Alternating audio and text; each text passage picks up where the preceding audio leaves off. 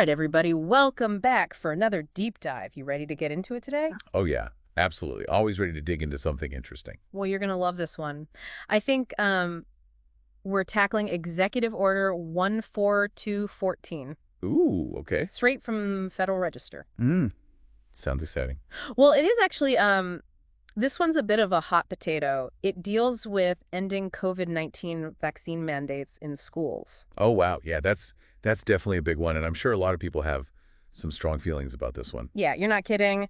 But don't worry, we're going to stick to the facts here. Just lay out what the order actually says. Sounds good to me. Oh, and one more thing before we jump in. Okay. This executive order was signed on Valentine's Day. Valentine's Day.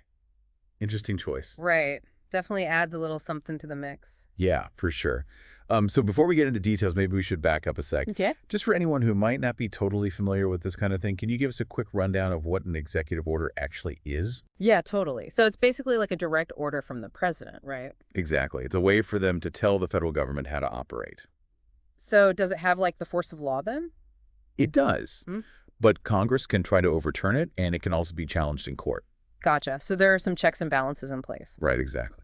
Okay, well, with that in mind, let's dive into this particular order. Should we start with Section 1, Purpose and Policy? Yeah, let's do it. So what's the main takeaway here? What are they trying to accomplish with this order? Well, this section really focuses on the idea of empowering parents and young adults to make their own decisions regarding COVID-19 vaccination. Okay, so it's really emphasizing that personal choice element. Yes, and it frames mandatory school vaccinations as coercive, kind of stepping on people's freedom. I see. And there's some pretty strong language in there too, right? I noticed words like accurate data, remote risks, intolerable infringement, even usurp parental authority. Yeah, you're right. The wording is very intentional, and it definitely sets a particular tone for the rest of the document. It feels like they're really trying to make a point. Absolutely. They're framing the issue in a very specific way. So how about the actual policy itself? What does the order say schools should actually do? Well, it states pretty clearly that federal funds should not be used to support schools that require COVID-19 vaccination for in-person attendance. Wow. Okay, so that's a pretty big deal, right? It is. It puts schools in a tough position because a lot of them rely heavily on federal funding. Right. So they're kind of caught between a rock and a hard place. Exactly. Yeah. It'll be interesting to see how schools respond to this pressure. Yeah, and how this all plays out legally, too. Absolutely. Now, Section 3 gets into the weeds a bit, and it instructs the Secretary of Education to issue guidelines to schools. Uh-huh. These guidelines are supposed to clarify their legal obligations in relation to this order. Right. It's all about making sure schools understand what they can and cannot do legally when it comes to vaccine mandates. And they touch on some pretty sensitive areas, too, right? Things like parental authority, religious freedom, disability accommodations, and equal protection under the law. Yeah, they're trying to cover all the bases here, recognizing that this is a complex issue with a lot of different perspectives and potential legal challenges. It definitely adds another layer of complexity to the whole situation. For sure. Yeah. And to make sure schools take this seriously, they're required to submit a plan to the president within 90 days outlining how they'll end these coercive mandates. 90 days, that's not a lot of time. Nope. It means they need to act fast. And this plan needs to include a list of non-compliant schools, right? Right. And a process for potentially cutting off their federal funding. That's right. There are some serious consequences for schools that don't comply. Wow. Okay, so before we move on to the general provisions, I just got to ask, Yeah. you think there's any significance to this being signed on Valentine's Day? Well, the date itself might just be a coincidence, but it's hard not to notice the connection, right? Yeah. I mean, this order is all about parental rights and freedom of choice. And Valentine's Day is often associated with love and freedom of expression. It's like they're trying to send a message. Maybe. Or maybe it's just a funny quirk of timing. Who knows? No, it definitely makes you think. All right, let's wrap up this section with a quick look at the general provisions. What do those tell us? Well, they're pretty standard for an executive order. They basically clarify that this order doesn't change existing laws or give anyone new rights. So it's not a complete overhaul of the system. No, it's more about shifting the focus and priorities within the existing legal framework. Gotcha. So it's a strategic move, but not necessarily a legal revolution. Exactly. Okay, well, I think we've covered a lot of ground here, but we're just getting started. This is a deep dive after all. You got that right. There's a lot more to unpack here. We'll be back in a flash to continue exploring the implications of this executive order. Stay tuned. Okay, so we're back and we were talking about these guidelines the Secretary of Education has to put out for schools. Those guidelines are supposed to like cover all these different legal areas, like a checklist almost. Yeah, it's a pretty hefty list. We're talking parental authority, religious freedom, disability accommodations, and equal protection under the law, all in relation to these, coercive COVID-19 school mandates that the order talks about. Okay, so there's a lot to unpack there. Maybe we can take it one by one, break it down a little bit. Sounds good to me. Okay, let's start with parental authority. That seems to be like a big theme throughout this whole order. Absolutely. The order really emphasizes this idea that parents should have the final say in their children's healthcare decisions, especially when it comes to vaccination. Makes sense, especially in this context. Right, and it's not a new debate, of course. Yeah. The balance between parental rights Mhm. and the state's interest in protecting public health has been going on for a long time. Yeah, that's true. But it feels like this order is really trying to solidify that idea that parents have the ultimate authority when it comes to school vaccination policies. I think that's a fair assessment. It's positioning the federal government as a strong supporter of parental rights in this area. Okay, so that's parental authority. What about religious freedom? How does that fit into all of this?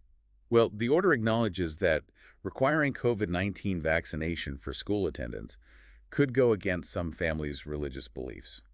Right, some people have religious objections to certain vaccines. Exactly, and this has been a point of contention in various legal challenges to vaccine mandates. So the order is basically saying that schools need to be very careful about respecting those religious exemptions. So even if a school decides to keep some sort of vaccine requirement, they can't just ignore those religious exemptions. Exactly. Religious freedom is a protected right, and schools need to take that seriously. Makes sense. And then we have disability accommodations. I imagine that adds another layer of complexity. It does.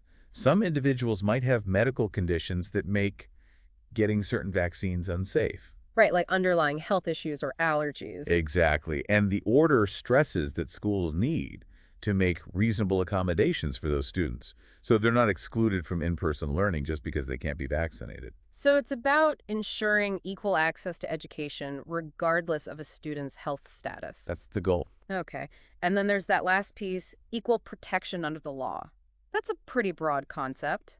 How does that apply to school vaccination policies specifically? Well, essentially, equal protection means that everyone should be treated fairly and equally under the law. Right, that's a fundamental legal principle. Exactly. And in this context, it's suggesting that schools can't discriminate against students based on their vaccination status. So they can't have policies that unfairly target or exclude certain groups of students based on whether or not they've been vaccinated. Right. It's about preventing discrimination and ensuring that everyone is treated fairly. Got it.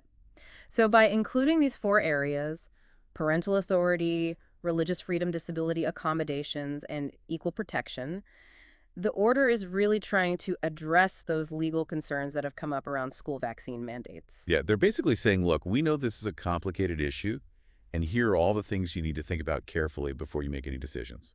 It's like a roadmap for navigating this tricky legal landscape. Exactly. It's a cautious approach, and it recognizes that there's no easy answer here. Now, remember we talked about that 90-day plan that the Secretary of Education has to submit to the president. Yeah, that's going to be interesting to see. Right, it's like the rubber hits the road moment where we see how these guidelines will actually be implemented and enforced. Absolutely.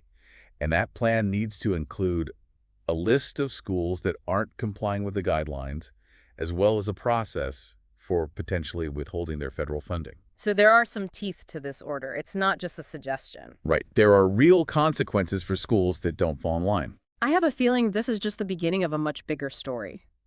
This whole thing could have ripple effects far beyond just school vaccination policies. Oh, absolutely. We could see this momentum spill over into other areas like workplaces or healthcare facilities. So this could potentially lead to a broader push to roll back vaccine mandates across the board. It's definitely a possibility. And that raises some concerns about public health. What happens if vaccination rates start to drop? Yeah, that's a valid concern, especially with certain preventable diseases making a comeback in recent years. Right? It's this constant balancing act between individual choice and collective responsibility. How do we protect individual freedom while also safeguarding public health?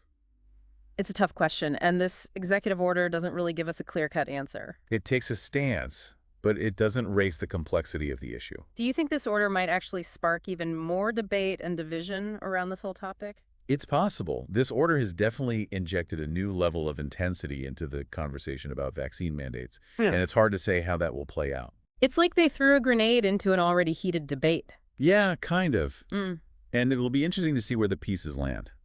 Okay, so we talked about how this order doesn't create any new legal rights or benefits, but do you think that really matters? Could it still have a significant impact even without creating new legal grounds? I think it can. Remember, it's about shifting the emphasis within the existing legal framework. Right, so it's not changing the laws themselves, but it's changing the way those laws are interpreted and applied. Exactly, and that can have a big impact on how things play out in the real world. So it's like changing the direction of the current, even if you aren't changing the shape of the riverbed. I like that analogy. Yeah, that's a good way to put it. So even though we can't predict the future, it seems pretty clear that this executive order is going to have some lasting effects. Agreed. This is definitely a turning point in the conversation about vaccine mandates, and it'll be fascinating to see how it all unfolds. Okay, well, before we get too carried away with all the potential what ifs, let's take a step back and look at the big picture implications of this order. What are some of the broader questions that this raises? Well, for one thing, it makes us think about the role of the federal government in education.